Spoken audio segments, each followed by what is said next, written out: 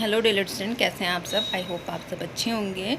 और आज का जो वीडियो है वो संस्कृत को लेके है। एक्चुअली बहुत सारे बच्चे संस्कृत के लिए रिक्वेस्ट कर रहे थे कि संस्कृत के बारे में बता दीजिए। तो मैं संस्कृत पढ़ा तो नहीं सकती इस समय, बट हाँ थोड़ा गाइड कर सकती हूँ। बच्चों में इतना पैनिक है तो मुझे लगा कि शायद संस्कृत पढ़ने से ज़्यादा उनको गाइडेंस की ज़रूरत है, क्योंकि एक्चुअली संस्कृत शब्द में इतना पैनिक होने वाली कोई बात है नहीं उसमें।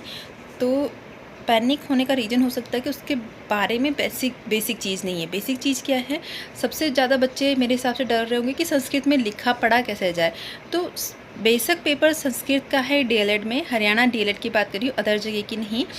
तो वहाँ पेपर हिंदी में लिखा जा सकता, पेपर आपको संस्कृत में आएगा। अगर आप संस्कृत में लिखने में कंफर्टेबल नहीं हैं तो आप हिंदी में लिख सकते हैं। ये सुविधा हो सकता है ये इसलिए दे रखी हो क्योंकि हमारे पास संस्कृत सभी बच्चों के पास कंटिन्यू नहीं होती है। एकदम से अगर डीएलएड में आ जाएगा तो लिखना सच में बहुत मुश्किल काम है ना। तो वहाँ पे ये सुविधा है कि आप हिंदी में अपने आंसर लिख सकते हो, और यहाँ से आपकी, मैं समझती हूँ आपकी जो प्रॉब्लम है वो कम हो जाती है। अब आपको अपनी बुक उठाओगे तो आप देखोगे बुक में संस्कृत और फिर उसके नीचे हिंदी में दे रखा, तो आप हिंदी में आसानी से पढ़ सकते हो। ठीक है, तो पहली प्रॉब्लम ये सॉल्व हो जाती है।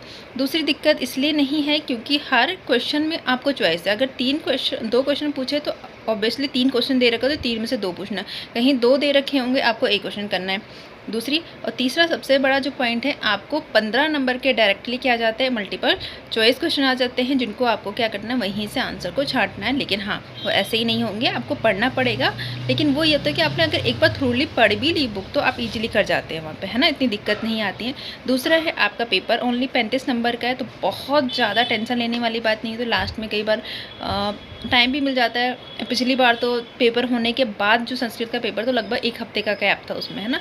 तो आप वहाँ पे भी अच्छे से करते हो, लेकिन आप लास्ट के भरोसे मत बैठिएगा, आप अपने पूरे सब्जेक्ट एक बार देख लीजिएगा। ठीक है, तो यही थी आपकी संस्कृत को लेकर नॉलेज। एक बार मैं पेपर में बता देती हूँ, पेपर दिखा के कि किस तरह से पेपर आता है। पहला मैंने बोला पैनिक नहीं होना है। क्यों नहीं होना, पेपर ओनली 35 नंबर का है। उसमें भी आपको संस्कृत में नहीं, आप हिंदी में लिख सकते हैं। अब अगर आप संस्कृत में कंफर्टेबल नहीं है तो अगला रीज़न ये है कि आपको चॉइस बहुत ज़्यादा मिल जाती है हर क्वेश्चन में। अगला ये है कि आपको मल्टीपल चॉइस क्वेश्चन मिलते हैं 15 नंबर के। अगर आपने सही कर दिया तो डायरेक्ट 15 नंबर, वहाँ कटने के भी कोई चांसेस नहीं है, ना आपको बहुत ज़्यादा लिखना है ना। तो वो बहुत प्लस पॉइंट हो जाता है। आपको बस थोड़ी बुक पढ़नी है, आप हिंदी में पढ़ जाएंगे, आप इंग्लिश आसानी से समझ जाएंगे, क्योंकि पढ़ने में समझने में दिक्कत नहीं, दिक्कत होती है लिखने में मोस्टली बच्चों को।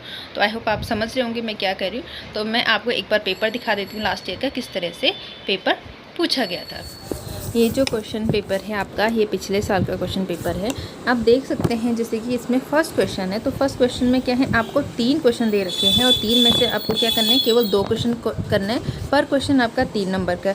अगला आप फिर देखोगे आपको 2 क्वेश्चन दे रखे हैं और उसमें से करना कितना है, एक ही क्वेश्चन करना है, अगेन 3 नंबर का है। अगला फिर आपको क्या कर रखा है, 2 क्वेश्चन में से आपको एक ही क्वेश्चन करना है और कितने नंबर का है, 3 नंबर का है। अगेन फिर आपको 2 क्वेश्चन में से एक ही क्वेश्चन करना है और फिर से आपको 2 क्वेश्चन में से एक ही क्वेश्चन करना है। तो एक तो क्या है, आपको हर क्वेश्चन में चॉइस मिल जाती है, आप अपनी सुविधा के अनुसार अपनी हिंदी लैंग्वेज में लिख सकते हैं। तो प्रॉब्लम नहीं होनी चाहिए, आप इजीली कर जाएंगे, बस आपको पढ़ने की ज़रूरत है। आप हिंदी में पढ़िए और बहुत सारी चीज़ें आप देखोगे तो आप इजीली जानते होंगे। जैसे कि सूक्ष्म शिक्षण आप ऑलरेडी जब आप टेक्नोलॉजी वाली बुक पढ़ोगे तो वहाँ पे सूक्ष्म शिक्षण के बारे में आप पढ़ चुके हैं, पाठ योजना के बारे में वहाँ पढ़ चुके, तो आप उसी को लिख सकते हैं। आपको अलग से कुछ पढ़ने की ज़रूरत नहीं है।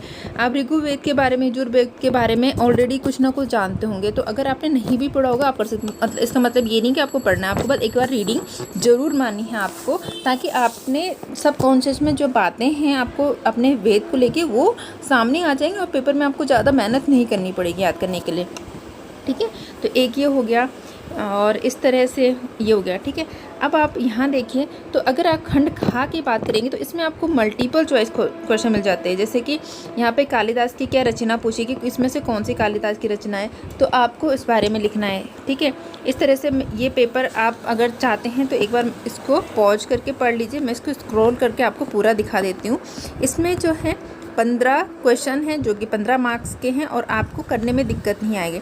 अच्छा, इसकी तैयारी करने के लिए मैं सबसे आसान तरीका बता देती हूँ। एक तो आपको पूरी बुक थ्योरी पढ़नी है, दूसरी आप बुक उठाएंगे तो आप देखेंगे बुक के पीछे आपको पेपर दे रखे हैं। तो ये मोस्टली क्वेश्चन जो हैं वो पीछे जितने पेपर हैं अगर उनको सॉल्व कर लेंगे तो उससे आ जाएंगे।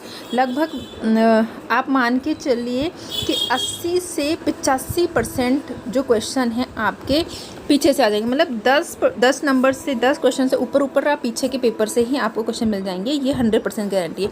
अगर मैं पिछले साल के पेपर की बात करूँ तो पिछले साल के पेपर में मेरे हिसाब से तो 95% क्वेश्चन जो पीछे के पेपर से ही आए थे। ऑप्शन वाले की बात कर रही हूँ। अगर आपने पूरा पेपर सॉल्व करे तो उसके अलावा आपको कहीं से पेपर मिलेगा ही नहीं संस्कृत में। तो इसलिए मैं कह रही थी कि संस्कृत में पैनिक होने की आपको क्या नहीं है, ज़रूरत नहीं है। ठीक है, फिर इसी के साथ करते हैं वीडियो का अंत। फिर मिलते हैं अपने मैथ्स के लेक्चर में। हम मिलेंगे सेकेंड ईयर की मैथ्स के लेक्चर में। और ये गाइडेंस मेनली फर्स्ट ईयर के बच्चों के लिए थी, क्योंकि सेकेंड ईयर के बच्चे जानते हैं इस बारे में किस तरह से पेपर आता है, हमें किस तरह से अटैम्प्ट करना है, तो उनको दिक्कत नहीं है। ठीक है, फिर मिलते हैं मैथ्स की क्लास में।